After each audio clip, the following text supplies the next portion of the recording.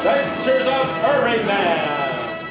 Rollo is a professional clown who works with a local circus. He just finished a performance. Who are you? Crackers! Cut it out, Rollo. I ain't done any clown work since we was partners 10 years ago. They split up over money, and that's why his old friend Crackers is back. He needs some more of it. Rollo says, I don't have much, but whatever I have is yours. That's not what Crackers is looking for, but before he can elaborate, they have visitors coming to ask Rollo a big favor. We want you to help us raise $500,000. $500,000? You see, Rollo, in 2 hours from now, the Daily Planet is starting a telethon. It's a 24-hour television show to raise money for the Children's Fresh Air Camp Fund. That's the kind of numbers Crackers had in mind. Of course, Rollo agrees to do a bit for their telethon. Once they're gone, Crackers starts quizzing Rollo about how this money comes in. Oh, different people send it in. By pledge, by check, by cash. Cash, huh? Yeah. Say, I got a wonderful idea, Crackers. Why don't you get back in the act? You know something, Rollo? I think I will. Good, good. How far has Crackers sunk? He keeps a blackjack in his pocket. In American underworld lingo, a blackjack is a small club that you can keep in your pocket. It has a compact handle and a heavy, sometimes hinged head, so that when you swing it, you get maximum impact. They were supposed to be for law enforcement use, but when they appeared on the scene, gangsters instantly adopted them as the non-lethal weapon of choice. Wikipedia includes this photo of a few different varieties. If you needed one in a hurry, just take a sock and put in a bunch of heavy bullets or the pellets from a few shotgun shells, and there you go. The advantage of using a commercially made one was, not only did they not split open on impact and scatter bullets or pellets everywhere, but you didn't have to walk around all the rest of the day with one sock. Just about the time he gets himself made up to be Rollo, Jimmy Olsen comes in looking for Clark and Lois. Rollo, what's that? Oh, those are my extra legs. I strapped those on behind me. Oh, do they laugh at that one? Yeah, that must be a riot. Yeah, come on, let's go. I want you to meet a friend of mine, Hercules, the strong man. No, I'd rather not. Let's go. Jimmy has a fair idea that this isn't going to go well for him. He's the original 97-pound weakling. How can he deal with Hercules, the strong man? Get him away! Get him away! Get him away! Get him away! Boo! Oh, that was close. There's your answer, Jimmy. Crouch down on the floor and squeak like a mouse. Crackers takes Hercules aside and says, I'll pay you $100 if you tie this kid up and keep him here until midnight tomorrow night. I guess the question of food, potty breaks, and all the rest are up to Hercules' imagination then. Sure, Rollo. Leave it to me. I got no conscience. So if Jimmy ends up soiling himself, I guess Hercules will just hold his nose. Jimmy's, that is. I'm not sure he has the wealth of perception to realize he can also hold his own nose. Next thing Jimmy knows, he's wrapped up in a bunch of heavy chains with a padlock and he's got a gag in his mouth. Crackers is satisfied, so he leaves and Hercules decides to take a nap. Clark, we've really got to hurry. Yeah, I know. Well, Jimmy's probably there already.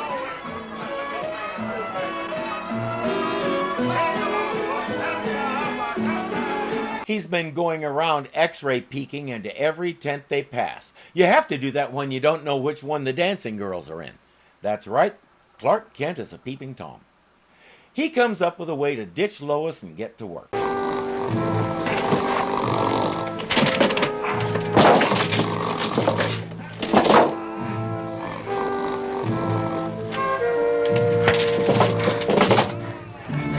Superman! Hercules, why don't you learn to pick on someone your own size? You're my size, Superman! True, but Superman may have a slight advantage.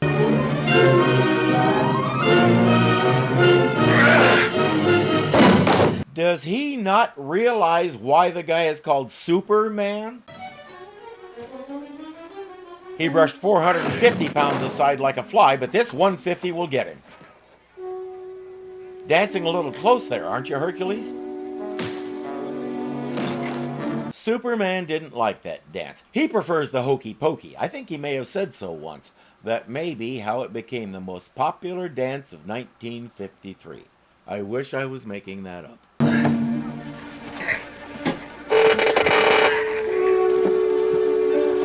Jeepers, it was worth being chained to get to see that. Superman takes off so Clark can get to the telethon, and Jimmy heads there himself. Eventually. But before either of them can get there, they run into each other. Right now, I think there's a body in there. A body? That's what I said.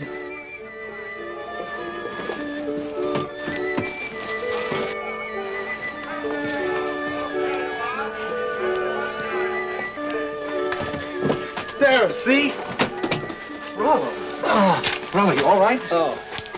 They have no reason not to believe he's Rollo. He says, Crackers knocked me out and apparently made himself up to look like me. He spins a story about how he was supposed to get paid tonight and told Crackers he'd give him some money, but Crackers impersonated him and took it all. Case closed. To the telethon. Folks, this is the 22nd hour of our telethon, and we haven't even reached the halfway mark yet. Please, folks, let's not let the kids down. Folks, this is a dire moment for us and the children. I cannot exaggerate the perils that await if you do not respond. I apologize for flying off the handle like this, but your lack of support leaves me so furious I can't hold myself back. Pick up that phone right now, or I cannot be responsible for my actions. And now the next guest in our program is Sang Lo Tu, the magician. Ladies and gentlemen, Sang Lo Tu. Ah, yes, Sun Lo Tu. Birth name Francisco Guerrero Mendoza from Texas. The problem is, callers don't care about a Chinese Hispanic Texan who's a fair to middling magician. There's only one act they want to see. This woman was hoping to talk to Superman. I don't understand it. Is there such a big difference between Superman and me? I guess I do understand it. Dozens of callers are saying they'll pledge as soon as Superman puts in an appearance. Pressure is mounting, so there's only one thing for Clark to do. Go get a sandwich.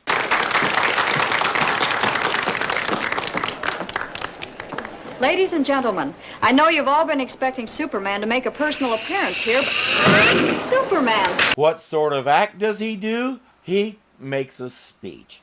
They should at least have him bend Jimmy in half or something. Though when she's standing that close to him, Lois would rather he bend her over a desk. So, how'd Clark pull this off? Here you go. Sure nice of you to take over, Mr. Kent, while I grabbed a bite to eat. Glad to do it. Still can't figure out why you insisted on wearing my cap.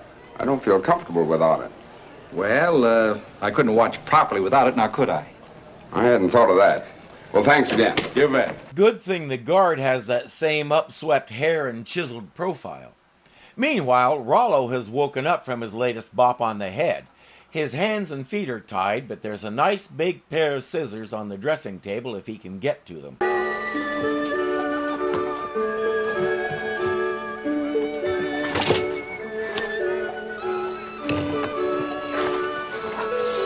I guess he'll have to redo his makeup before he goes anywhere.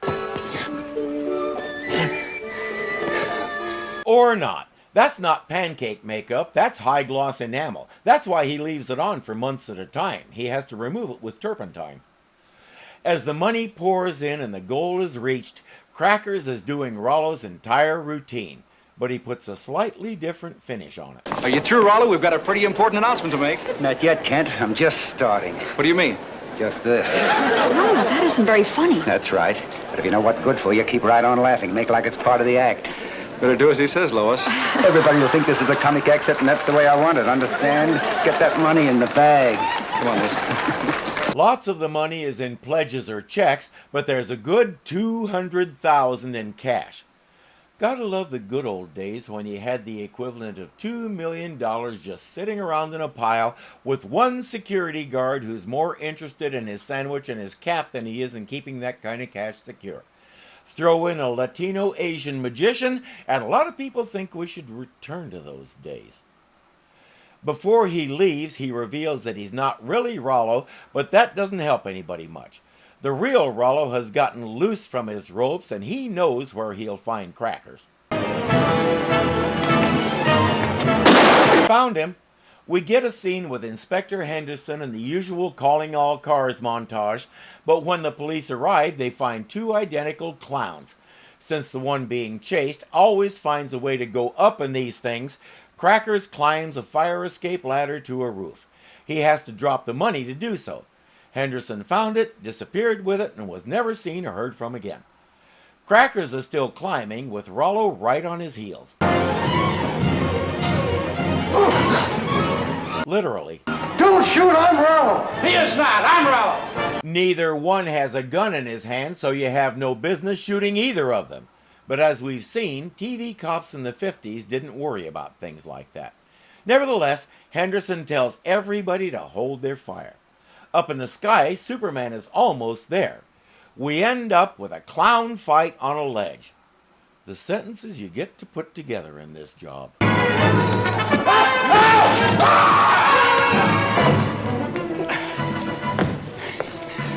You are Rollo, aren't you? Yes, I'm Rollo. Good boy. Come on. How did he know which one to catch? He knew the real Rollo wouldn't push someone off a roof to their death. As we saw, Superman just lets them fall naturally the way he did with Crackers. You could only catch one of us, Superman. I beg to disagree. He also has super speed. We've seen it. He should have been able to zip back and forth and catch both of them. I think he chose not to. We didn't get much of a chance to get a good look at him, but we saw Crackers in an episode of the Time Tunnel. Picture him older, with a scraggly beard, blind, in an Afghan warlord's tent. That's Kashi, the guy who tried to help Doug escape from Malachi Throne.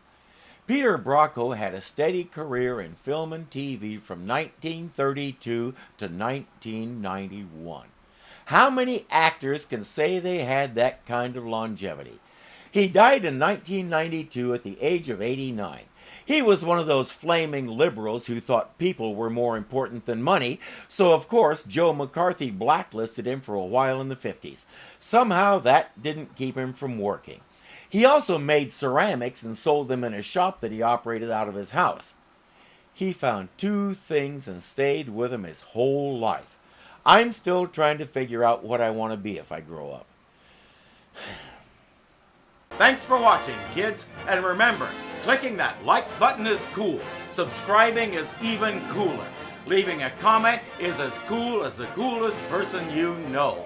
And becoming a patron makes you almost just like Superman. So don't hesitate. Do it today. Until next time.